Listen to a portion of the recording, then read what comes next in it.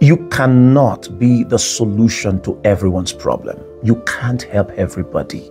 You don't have the answer to everybody's question. You cannot provide direction to everyone's confusion. You don't have the medicine for everyone's ailment. Don't feel bad that you can't help certain people. Don't feel bad that your presence and your gift don't excite everyone. There are people you cannot help. They don't need what you have, or you don't have what they need. Perhaps they don't even know what they need. You are not the problem. You are a limited resource. You've got to deal with that and live with peace.